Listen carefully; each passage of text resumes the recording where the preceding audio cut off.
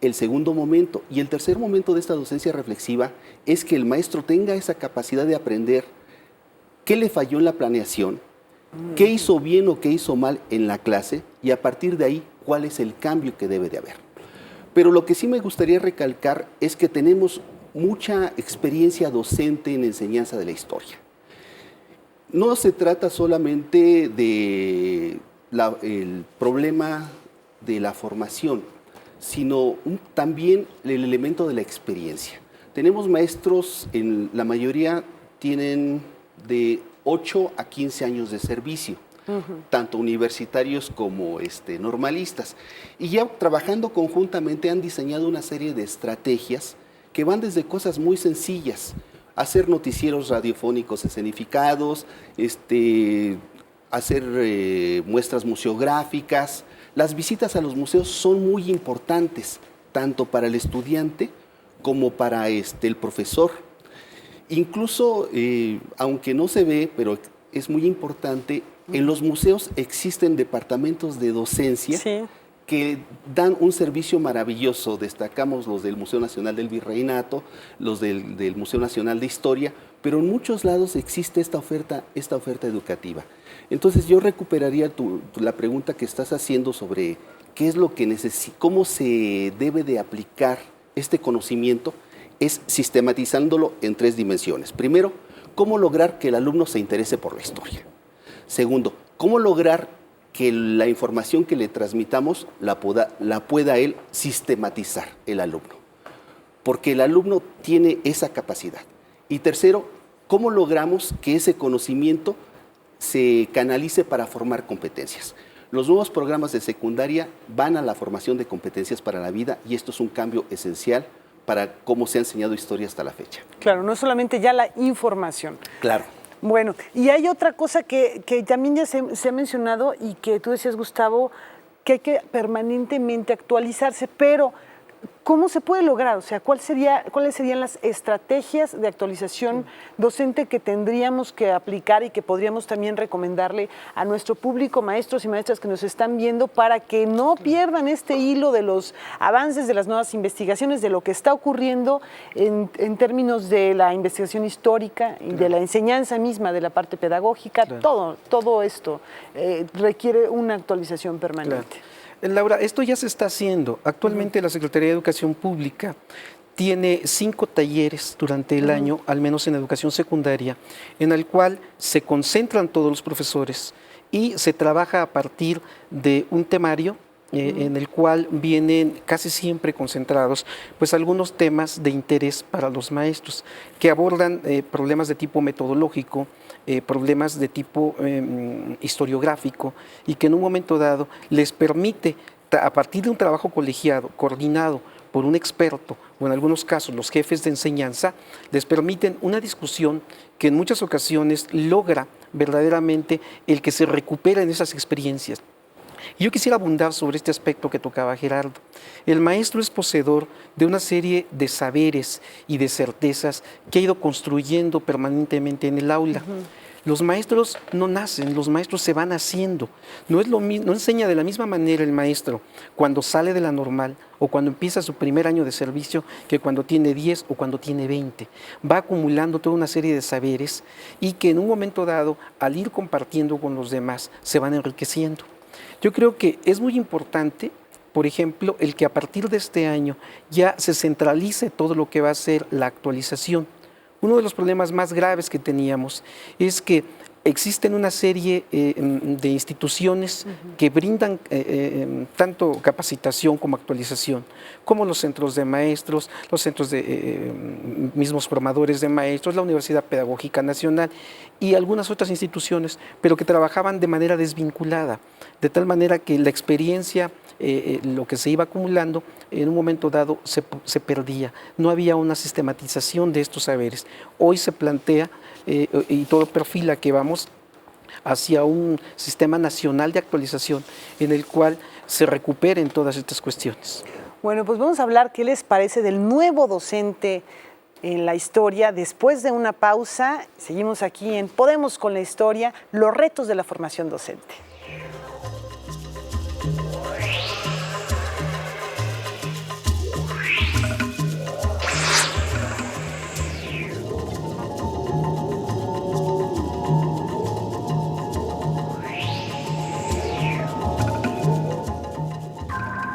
tablillas de madera, tinta y papel.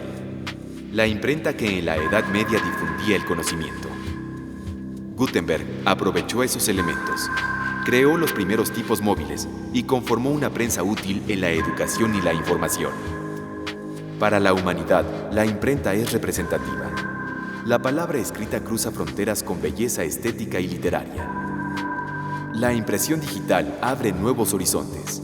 La industria editorial se beneficia por la rapidez. Tirajes cortos, reimpresiones, impresión online, correo electrónico, PDF, escáneres y pantalla electrostática. Todo lo necesario para la reproducción del pensamiento y la cultura. La tecnología de impresión es indispensable para conocer y comprender el desarrollo histórico del mundo.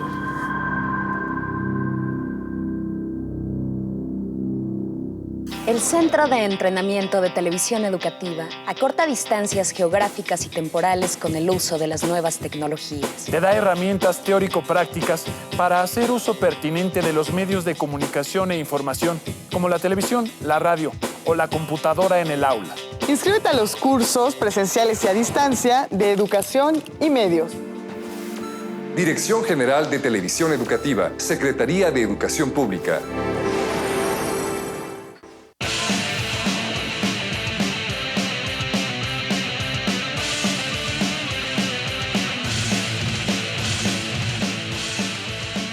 La cámara capta un fragmento de la realidad y debemos hacerlo con perfección técnica. Cursos de operación de cámaras de televisión y video en el Centro de Entrenamiento de Televisión Educativa. Dirección General de Televisión Educativa, Secretaría de Educación Pública.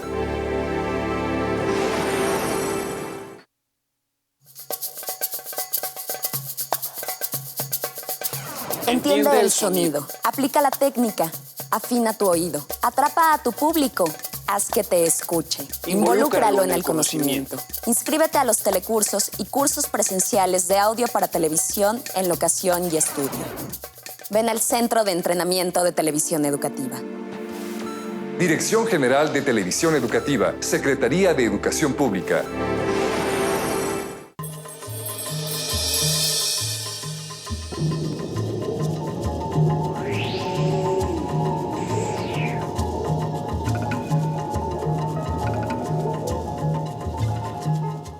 La libertad guiando al pueblo. Desnudo alegórico mezclado con el vestido característico del burgués, el obrero y el muchacho del París de 1831. Es un lienzo con motivos históricos que Eugène Delacroix realizó en el Romanticismo, dedicado a las luchas liberales y republicanas que iniciaron con la Revolución Francesa. Testimonio permanente de la historia a través del arte.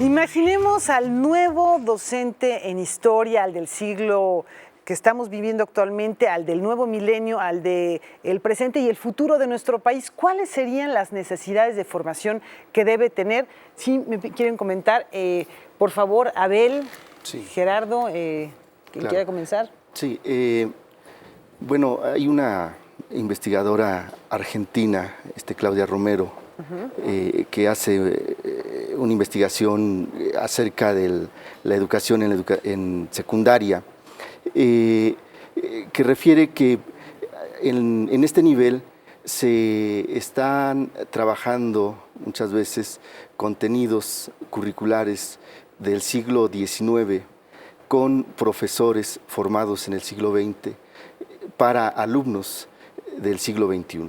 Y creo que bueno, esto se enlaza muy bien a la pregunta que tú haces, porque se requiere, el nuevo docente requiere que responda a las necesidades, a los intereses de los alumnos del siglo XXI. Estos alumnos son distintos, son diferentes a los alumnos comunes, a los alumnos tradicionales. La sociedad en que vivimos, una sociedad globalizada, una sociedad del conocimiento, el manejo, el uso de las nuevas tecnologías, las modificaciones dentro de la familia, todo esto hacen en particular un alumno distinto quizá al que había hace 20 años, ¿no? Entonces, bueno, se requiere que el docente responda a esas necesidades, perdón, responda a esos intereses. Y bueno, en este sentido tendría que formarse en las nuevas tecnologías, tendría que poder adquirir competencias actitudinales en el aspecto de la comunicación, del entendimiento hacia los nuevos jóvenes, y asimismo poder incorporar algunos aspectos como sería educación para la paz, como sería educación en la diversidad. Todo esto, bueno, pues es un reto, y los nuevos maestros, bueno, pues deben incorporar todos estos aspectos, ¿sí? ¿Algún otro, Claro que sí. ¿algún otro elemento? Que Sí, a mí me señalar? parece pero verdaderamente adecuado lo que nos comenta Abel. Sin embargo, hay una cuestión que es fundamental. El maestro actual, que tiene que trabajar con este tipo de alumnos que son diferentes a lo que fueron los anteriores, lo tiene que hacer desde una formación que recibió también de otra manera. Entonces yo sumaría a lo dicho por Abel, al sentido de que el nuevo perfil del profesor del siglo XXI, del de historia y de todas las asignaturas, tendría que ser alguien que es capaz de romper con las certidumbres que siempre tuvo como maestro. Es decir, es alguien que tiene que ser capaz de enfrentarse a una crisis que implica el desaprender o desarticular mucho de lo que ya sabía. ¿Por qué? Porque el maestro, por lo general, sea universitario o sea normalista, fue formado con una serie de métodos tradicionales, en los cuales, en el aspecto de historia, imperaba el tradicionalismo, el memorismo. Basta ver tan solo los exámenes que él tuvo que resolver cuando fue estudiante, para ver que en un momento dado, eso que él aprendió, y que hoy está comprobado a través de investigaciones, en que muchos de los maestros lo que hacen al dar clase, más que de manera consciente, promover lo que en un momento dado le dicen en los cursos de capacitación o de actualización, lo que hace es reproducir modelos, y este es un proceso inconsciente. Entonces, los nuevos modelos de formación tendrían que incluir asignaturas que formaran docentes críticos, docentes reflexivos, y que fueran capaces no de articular este nuevo discurso que a veces se aprende en los cursos, porque es curioso. Un maestro que asiste a un curso de actualización, en muchas ocasiones lo que hace únicamente es aprender una terminología que está de moda, tomar como un barniz de didáctica, pero cuando llega a la escuela, cuando llega y se mete al aula con sus alumnos, nuevamente continúa con esas prácticas. Entonces, hoy tendríamos que tender hacia un modelo de formación docente, en el cual lo primero que se haga sea ponerle al maestro un espejo en el cual él se refleje y vea si está reproduciendo estos modelos tradicionalistas, o en un momento dado qué tiene que hacer para romper con ellos. Es decir, tenemos que ponerlo en crisis. Al ponerlo en crisis, él tiene que ser capaz de poder salir adelante con base en una reestructuración o en un desaprendizaje. En un reinventarse a sí mismo de una manera permanente. Así es. Gerardo, ¿son adecuados los modelos de formación que hay en las escuelas normales para lograr esto que es deseable en un docente de historia? Mira, se requiere un cambio de planes. El plan fue aprobado en 1999. Obviamente ya la llegada de la reforma de la educación secundaria en este caso hace necesaria y urgente un cambio en los programas. Y abundando en lo que ellos mencionan, hay cuestiones esenciales que ahora el nuevo docente tiene que enfrentar. En primer lugar, y ya lo mencionó Abel muy bien, son las nuevas tecnologías. Nosotros no podemos temer al Internet, no podemos temer a las nuevas tecnologías, al contrario, tenemos que volvernos expertos en ellas. Existe una gran cantidad de información muy útil para la enseñanza de la historia en Internet, ¿no? Y en televisión educativa igual. Incluso una de las estrategias que nosotros ya definimos en nuestro modelo de enseñanza es que los alumnos puedan organizar con sus estudiantes de secundaria noticieros radiofónicos, noticieros escenificados, vemos tus programas. Entonces, de esa forma, el alumno logra empatía. Esto es para desarrollar la inteligencia emocional y para solucionar los conflictos que permanentemente enfrenta todo profesor en la escuela. Entonces, lo que debe de tener el maestro del siglo XXI es aprender a resolver conflictos, desarrollar la inteligencia emocional, en primer lugar. 2, gestor de la cultura histórica. El alumno ve historia en la televisión, en la radio, los videojuegos tienen ya incluso algunos contenidos históricos. Entonces, el maestro tiene que tener la capacidad de enfrentarlos y canalizarlos de manera útil. Esto implica la cuestión de la cultura. Es muy importante, como decía muy bien Gustavo, ya no es el debate entre si es historiador o es pedagogo.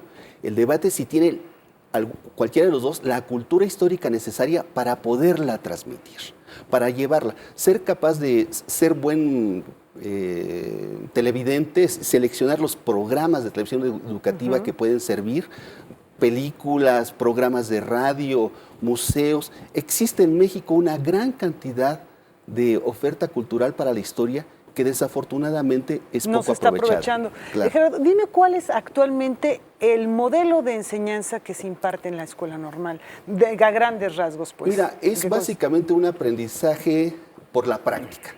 Desde el primer semestre se va a observar a las escuelas, en los semestres intermedios se dan unas prácticas y en el último año se dedica completamente el estudiante a trabajar en condiciones reales. Ese es el modelo. Entonces, observando y practicando. Ahora, para que también sea efectiva el proceso de enseñanza de la historia, tiene que haber un elemento de gusto, de placer. ¿Cómo se puede despertar en los alumnos quienes muchas veces consideran que la historia es un tema aburrido, tedioso y que tampoco es tan importante como las matemáticas o el español? ¿Cómo se puede reactivar o despertar este interés en los alumnos? Sí. Bueno, yo diría que esta pregunta es fundamental en la enseñanza de la historia, porque el primer requisito para ser maestro de historia, yo considero que es el que uno tenga ese gusto por la historia, esa pasión, que uno sea capaz de contagiar a los alumnos. Y en ese sentido, yo creo que lo que nos falta como maestros y en los modelos de formación también es ver a la historia de manera menos solemne. Es decir, ver a la historia como una parte de la recreación, como una especie de juego que permita divertirse a los alumnos. Alguien decía que aquello que no produzca diversión o placer, pues no vale la pena hacerse. Y además nadie lo quiere hacer. Por supuesto. Entonces yo diría que cualquier modelo de formación docente y cualquier maestro que quiera ser buen maestro de historia, lo primero que tiene que hacer es lograr despertar el gusto por los alumnos. ¿Y cómo se logra esto? Si uno entra de manera solemne y entra a partir de una serie de cuestiones que están muy desvinculados con lo que el estudiante, el alumno, ve como algo atractivo. Yo diría que entonces el principal compromiso del maestro sería buscar los mecanismos, las metodologías, los materiales, los recursos de hacer ver la historia como algo atractivo. Ya Gerardo nos ponía algunos ejemplos, ¿no? Claro que sí, podemos. Cosas que son parte de nuestra realidad, los medios de comunicación, las nuevas tecnologías, y allá nuestros panelistas recomendaban mucho vincular con el presente hechos de la historia. ¿Estarías de acuerdo con esto, Abel? Claro, claro, por supuesto. Creo que la historia efectivamente no goza de la preferencia de los alumnos y bueno, es catalogada como muy tediosa, muy aburrida. Y esto se debe, además del tipo de historia que se ha enseñado en las aulas, una historia escolar, llamada también de bronce. Y tiene que ver también con las estrategias didácticas que se han empleado y que muchas tienen que ver únicamente, bueno, con el discurso, con la exposición del docente, y bueno, no se han incorporado actividades, estrategias lúdicas que vayan de acuerdo a los intereses en la educación primaria de los niños y en educación secundaria con los adolescentes, ¿no? Y bueno, estamos de acuerdo en el sentido de que se debe buscar explotar, ¿no?, esos intereses de los alumnos, esos intereses lúdicos y jugar con la historia. Ayer se hablaba de los juegos de simulación, estamos absolutamente de acuerdo con ellos, ¿no? Y bueno, pues hay muchas estrategias. Podríamos hablar de una lotería histórica, podríamos hablar de dramatizaciones. En fin, hay muchas estrategias que pueden explotar el interés de los alumnos. Así y por mismo, ejemplo, para sí, vincularlo sí. con algo presente, ¿qué es lo más recomendable? ¿Buscar algún hecho de la vida cotidiana de los alumnos? ¿Cómo se puede hacer? Claro, sí. ¿Sí? Tenemos un modelo que ponemos a su disposición en un correo electrónico que va a aparecer, donde se incluye sistemáticamente estas actividades